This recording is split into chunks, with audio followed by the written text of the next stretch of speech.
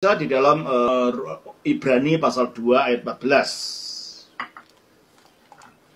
Karena anak-anak itu adalah anak-anak dari darah dan daging, maka ia juga menjadi sama dengan mereka. Karena manusia ini terdiri dari darah dan daging, maka ia, firman itu, menjadi sama dengan manusia. Terus? Dan mendapat bagian dalam keadaan mendapat mereka. Bagian dalam keadaannya manusia. Maka keadaan manusia itu apa sih? Kita baca 1 Tesalonika 5:23. Semoga Allah damai sejahtera menguduskan kamu seluruhnya, dan semoga roh, jiwa, dan tubuh. Nah, itulah keadaan manusia. Ada roh, jiwa, dan tubuh. Nah, kalau Yesus mendapat bagian dalam keadaan manusia, ya pasti harus punya roh, jiwa, tubuh manusia. Sebab kalau dia tidak punya roh, dia bukan manusia lengkap. Bukan manusia sempurna. Maka dia harus punya roh, tubuh manusia, jiwa manusia, roh manusia, kehendak manusia, emosi manusia, pemikiran manusia, angan-angan manusia, sama dengan manusia yang lain. Maka dikatakan di dalam Ibrani pasal 2 ayat 17. Itulah sebabnya, maka dalam segala hal, tubuh, jiwa, roh, pikiran, perasaan, angan-angan, emosi, dalam segala hal, ia harus disamakan. Ia harus disamakan dengan saudara-saudaranya adalah umat manusia. Ya sudah terjelaskan sebenarnya. Kalau dalam segala hal dia seperti manusia, padahal manusia itu terdiri dari tubuh, jiwa, dan roh, pikiran, perasaan, emosi, angan-angan, dan semuanya. Berarti dia, kalau dalam segala hal harus seperti manusia, ya memiliki semuanya itu termasuk rohnya, roh manusia. Sebab kalau enggak, dia bukan manusia sempurna. Di mana ada manusia yang sempurna tidak punya roh. Yesus adalah manusia sempurna, jadi punya roh. Apakah roh yang sama dengan roh manusia pada umumnya? Ya. Dalam kemanusiaannya. Atau roh yang berbeda. Kalau rohnya yang berbeda, berarti dia bukan manusia sempurna. Entah makhluk dari planet mana itu. Dan dia tidak bisa menjadi penebus manusia kalau dia tidak betul-betul jadi manusia sama seperti kita di dalam segala hal. Makanya rohnya ya juga roh kemanusiaan. Jika roh yang berbeda, apakah itu adalah roh Allah? Tidak. Roh Allah itu ya miliknya Allah, di dalam Allah. Yesus adalah firman-Nya Allah, maka roh Allah dan firman Allah ada di dalam Allah.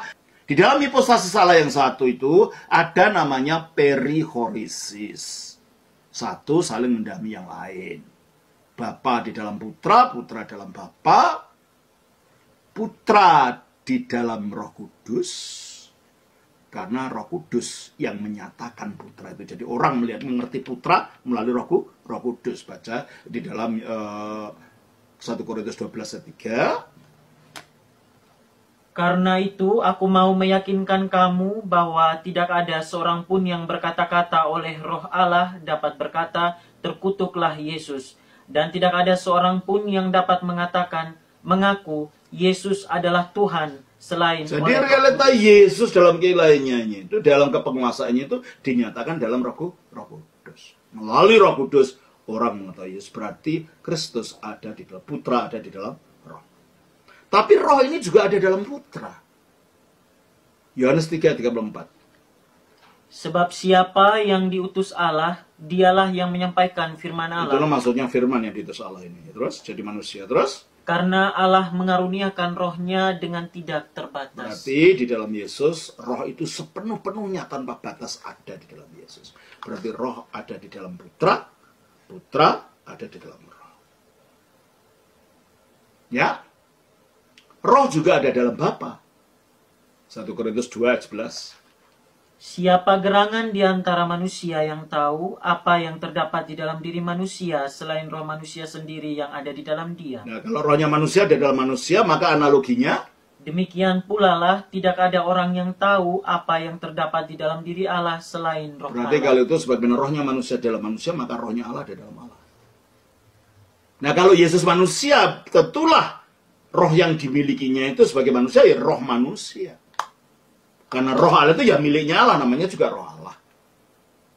Dia menyatu, dia saling bersemayam dengan roh Allah karena di dalam diri Tritunggal. Sebagai rohnya Allah itu, karena Allah tidak bisa dipisahkan. Ya, jadi Roh Kudus, roh Allah ada di dalam Allah, tapi Allah juga ada di dalam roh itu. Sebab Allah itu hakikatnya adalah kasih. Itu dicurahkan oleh Roh Kudus. Roma 5 ayat 5.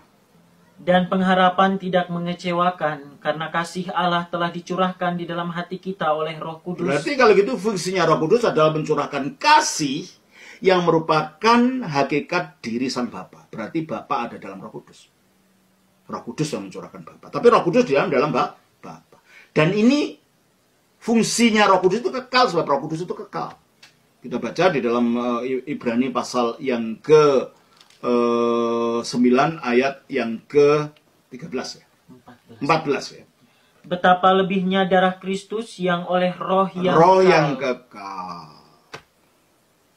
Kalau sudah ada manusia, kasihnya Bapa, hadirat Bapa melalui kasihnya itu dicurahkan pada hati kita manusia.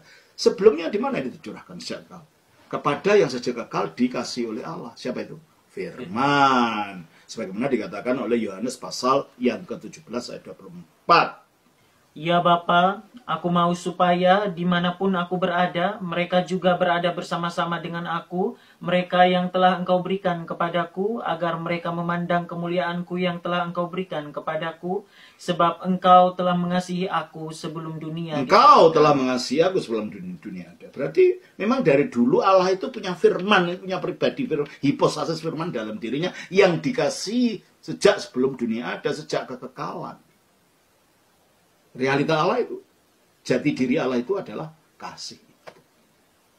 Nah, jadi kalau kita berbicara tentang Roh Kudus dalam kaitannya dengan Yesus, dengan firman, itu berbicara tentang Tritunggal, kehidupan dalam Tritunggal ini.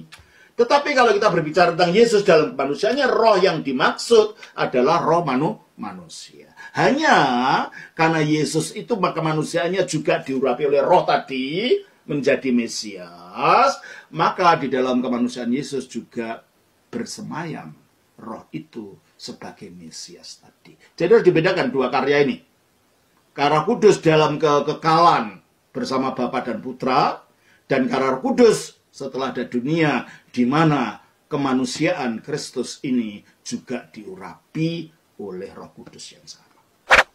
Tapi di samping itu, Yesus punya roh kemanusiaan untuk menunjukkan dia manusia yang sempurna, manusia yang